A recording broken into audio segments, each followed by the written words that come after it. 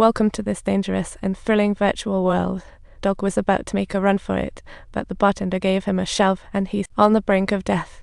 Doug's mind was as scrambled as eggs, forgetting to set a log-out time. After a dramatic chase, the bartender pinned Doug down in the pool, giving him an unwanted spa treatment. Just as Doug was about to be cleaned up, his assistant rushed in and saved the day. What a relief. Doug finally realized the virtual world isn't better, and he was extremely worried. He shouldn't toy with humanity, because those virtual beings are alive too. After 2 close calls, Doug finally decided to back Jenny's plan. He was ready to embrace a new life, sprinting to find Jenny only to be told by the receptionist that she's left. Feeling like yelling, just when he thought it was over, he heard a voice. "Hey, it's Officer Mike." What a pleasant surprise. Officer Mike revealed that they contacted the French police only to find out Jenny might be a fictional character, and Doug wasn't buying it for a second. But Doug wouldn't give up.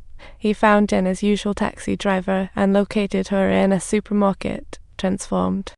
Jenny looked at Doug as if he were an alien, while he thought she was a familiar stranger, pondering, "Did I lose my mind?" To confirm this complicated relationship, Doug drove through virtual highways to a desert and found the truth. In this 1997 world, it seemed like nothing existed. Bright sun but void of reality. Looks like Doug was living in a false world all alone.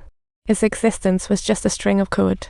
The supermarket cashier's eyes lit up at the sight of Jenny, not disappointing Doug. They met in the office. Doug found Jenny was just his host, the supermarket girl stand-in. When Doug asked how many virtual worlds were out there, Jenny's answer left him dumbfounded. Thousands upon thousands. Luckily, the space he was in was the only one that created a virtual world within a virtual one. Talk about levels upon level. Doug retorted, "So you want to kill Fuel for this?" Yet Jenny said, Fuel wasn't killed by Doug. Turns out, the one who killed Fuel was Doug, but not the real him. It was another sub-layer character. Yeah, Doug couldn't accept that he had personally killed his best friend, making him realize why Jeb became so twisted after learning the truth. The feeling of having one's fate controlled by others wasn't pleasant, but Doug felt helpless, staring into despair. In despair, Jenny finally revealed the truth. Her player was her husband, and she loved him to distraction.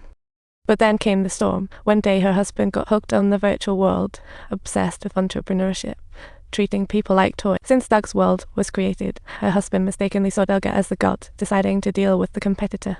Jenny added that her husband even wanted to kill her, simply because he realized she had feelings for Doug. Also, once he learned Doug wanted to shut down the project, the assistant couldn't hold back entering the virtual world prepared. The assistant uploaded his consciousness to the driving bartender, but didn't react, crashing into the street.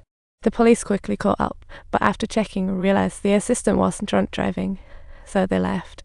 But just then, the officer heard noises from the trunk and ordered the assistant to open it. The oblivious and compliant assistant opened the trunk, only to be shocked by the sight before him. Inside the trunk was a blooded guy, the former moral employee.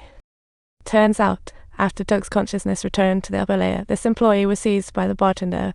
What a miserable turn of events. The poor assistant scrambled to explain to the police, but in a lapse of attention, got knocked out by a passing delivery truck.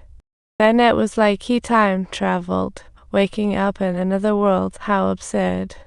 The assistant's behavior was quite bizarre. After he woke up, Doug got word and quickly made his way there. As soon as he walked in, he saw the security guard knocked out, sending chills down Doug's spine, sensing trouble was brewing. Doug met with the assistant, only to be shocked by his words, "I'm already dead." Turns out, the bartender was controlling him. He finally reached the real world. But joy was short-lived. Before the bartender could rejoice, Doug dropped the bomb that this world was fake too. The bartender was furious, feeling his efforts were in vain. Talk about a heartbreak. The bartender, eager for knowledge, asked Doug to take him to the server room for a peek. Seeing the machines, the bartender was as excited as a child getting new toys, but Doug didn't hesitate to shoot him. It was tragic yet hilarious. The bartender became the ultimate sacrifice of his own life. Meanwhile, Doug had already been possessed by Jenny's husband, making him kill the bartender coldly. He then went after Jenny, ready to put an end to his green hat issue, but she made a run for it. But the building was already locked down, and Jenny closed her eyes in despair, bracing for death. The gun fired, but her husband was the one shot. Officer Mike arrived just in time to save her. Talk about an unexpected collaboration. Turns out, after Doug left, Jenny sensed the danger and contacted Officer Mike to spell the truth. Talk about being decisive. Officer Mike's one request was for them to not disturb their world anymore, his expression grave.